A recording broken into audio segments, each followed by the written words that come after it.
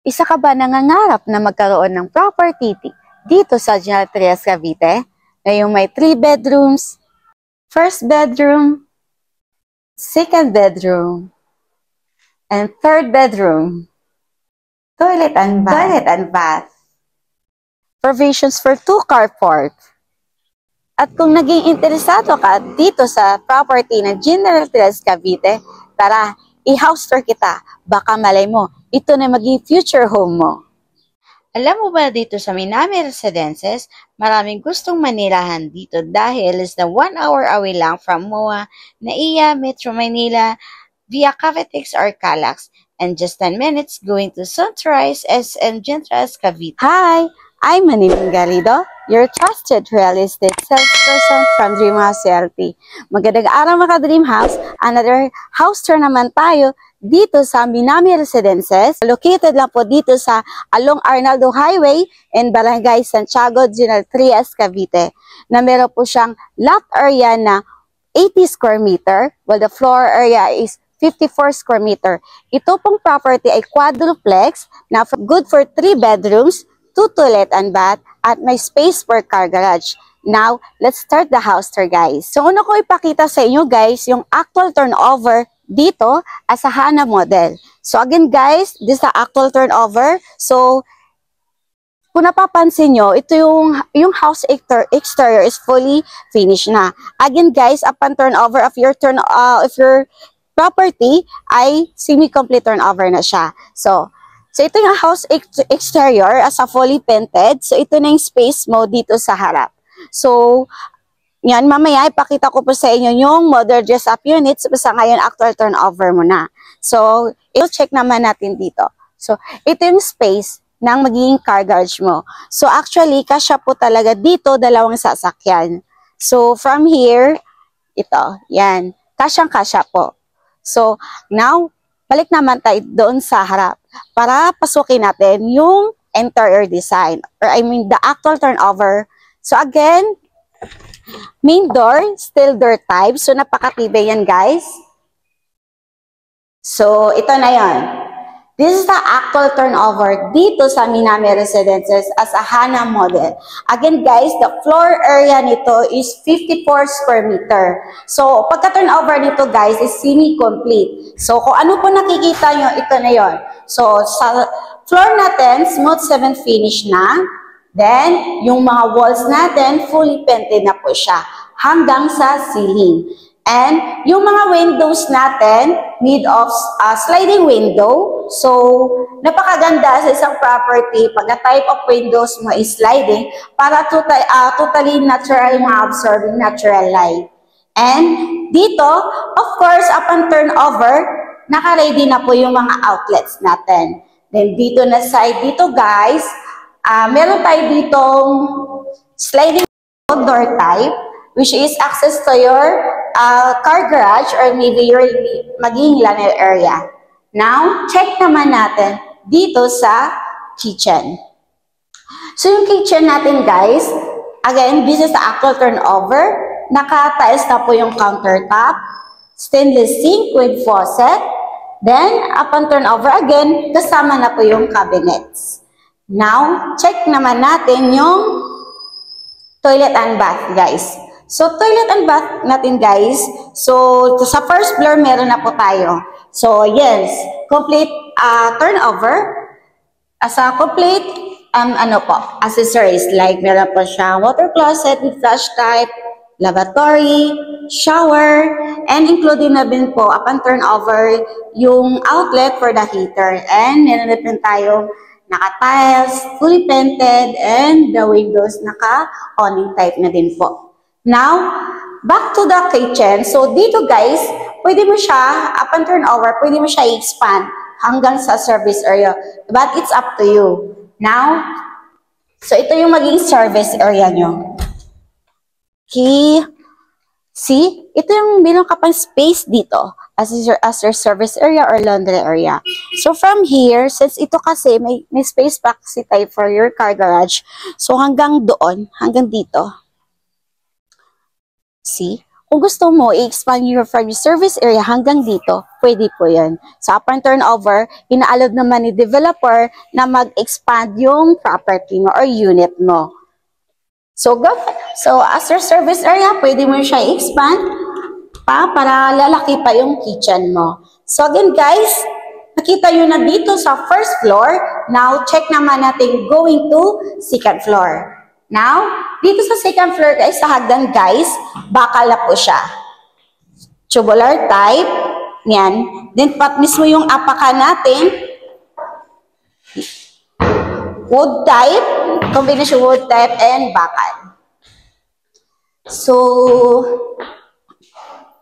ito na yung after turnover again, dito sa second floor. Dito sa second floor, meron na po tayong 3 kwarto. And then isang CR. Now, check naman natin yung first bedroom. Now, dito sa first bedroom, guys, ito na po yun. So, this is the actual turnover. Smooth cement finish yung floor. Fully painted na po yung walls. And naka-ready na po yung mga outlets. Then dito banda po, meron na din po tayong bintana as a sliding and awning type. And yung pintuan natin guys, made of PVC type. Yung pintuan natin. Now dito sa first bedroom, katabi dito yung toilet and bath. Again, PVC type yung door. Same lang din po yung accessories dun sa first toilet and bath. So, naka-tiles na po yung floor hanggang sa cement dito sa wall natin, then the rest fully painted na. And meron na rin siya, of course, na water closet with flush type, lavatory, shower, and meron din pa tayong outlet for the heater. And meron, of course, hindi nawawala yung awning type na window natin. Now, here, dito sa second bedroom. So, second bedroom, guys, which is kaharap doon sa labas. So, again, fully painted na po. Yung walls hanggang sa ceiling, and yung floor natin, naka-smooth cement finish na. And meron din po dito, nakaabang, or mayroon na ba tayong bintana, source of natural light. Then, guys, nakagandahan dito sa property na to, hindi mo na kailangan maglagay ng partition ng mga rooms since naka-ready na po yung mga rooms natin as naka-partition na po siya. So, guys, check naman natin the third bedroom, which is your master bedroom. So, master bedroom, guys, it's up to you guys ha, kung upon turnover, paano mo siya i-design. But mamaya naman, ipapakita ko sa inyo yung model dress-up unit. So, again guys, it's a third bedroom. So, may mga bintana na punta rin tayo. Pinakamalaking bintana dito sa room natin. Then, smooth cement finish na yung floor natin. So, it's up to you kung anong tiles ang gusto mong gagamitin for the turnover. Then, naka-fully painted na po yung walls natin hanggang sa ceiling. And of course, naka-ready na po yung mga outlets. And guys, again, this is the actual turnover. Now, ipakita ko naman sa inyo yung modern dress-up unit para magkakaroon kayo ng idea kung paano mo siya i-upgrade once ma-turn over sa inyong unit. Let's watch this video, guys. Hey guys, kanina napakita ko na sa inyo yung actual turnover dito sa Minami Residences. Ngayon, ipakita ko naman sa inyo yung modern dress-up unit para magkaroon kayo ng idea kung paano mo i-upgrade ang isang property once ma-turn over sa inyo. So, let's start, guys. So, ito yung modern dress-up unit. Kung napapansin nyo, itong ginawa nila sa modern dress-up unit, binago nila yung house or front view ng property mo. So, ginawa nila sa glass type. Now, check naman natin dito sa carport. So, since ito ang modern dress-up unit, kasya dito yung dalawang sasakyan. So ito na yun guys. Napakaganda. Then, now, check naman natin dito sa loob. So, itong door na ginawa nila as a sliding door. So, dito nila sa gilid, ginawa yung pinaka main entrance, katapat or paglabas ng magiging car garage mo. So, again guys, this is a modern dress-up unit. Nilagyan na nila ng tiles. And, nagkaroon na rin ito yung space for living area. And this is your dining area. Now, check naman natin yung toilet and bath. Kung paano nila mas in-upgrade.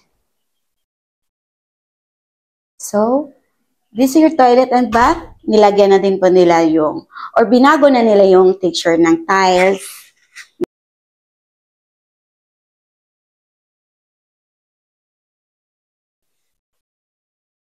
Now, katabi ng toilet and bath, this is your kitchen. So, see, mas pinalawak pa nila. Mas in-upgrade na nila. Now, check naman natin yung service area. Actually, wala naman talagang binago dito. Although, dito sa model desktop unit, in-extend lang nila yung flooring dito. Again, guys, pwede mo siya i-expand. Now, check naman natin yung going second floor. So, dito sa second floor, guys, dito sa stairs, nilagyan nila lang glass type. Now, check naman natin dito.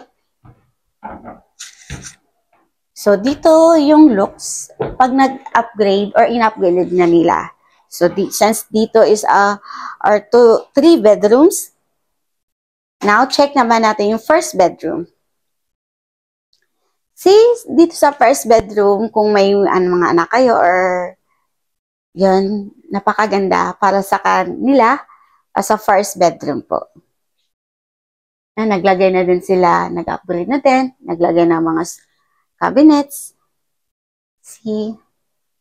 And katabi dito ng toilet and bath sa common toilet. Yan. Binago na nila or in-upgrade na din nila yung mga tiles. Dito sa second bedroom, kung napapansin nyo, mas lumawak kasi in-expand kasi nila yung property.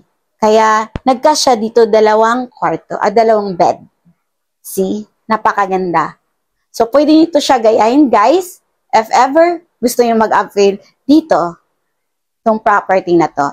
Now, check naman natin dito sa master bedroom. See? Di ba lumawak siya? Kasi ang ginawa kasi nila dito, since ina-allowed kasi ng developer na i-expand yung property mo, so ang ginawa nila, in-expand pa nila dun sa harap. Dahil mas lumawak. Since ang lot area kasi nito guys, 80 square meter. So si naging master bedroom, mas lumawak po siya. Then, di ba napakaganda? Pwede nyo to siya gayahin. Nagkaroon dito ng cabinets, built-in cabinets. See, di ba napakaganda? So guys, napakita ko na sa yung the actual turnover at saka model dress-up unit. Now, ipakita ko naman sa inyo yung competition details. Hey guys, this is a details competition through bank financing. Well, this one through in-house financing. Please do a screenshot para may reference po kayo for the competition. Hey guys, napakita ko na sa yung actual turnover at itong model dress-up unit at kung ikaw ay naging interesado sa aking house tour vlog, i-message nyo lang po ako para ma-assist ko po kayo from the house tripping hanggang sa reservation. At malay mo, ito na maging future home nyo dito sa General Trias, Cavite. Again, I'm Manilyn Garrido, your trusted real estate salesperson from Dream House CLT. See you soon! Thank you, Dream House!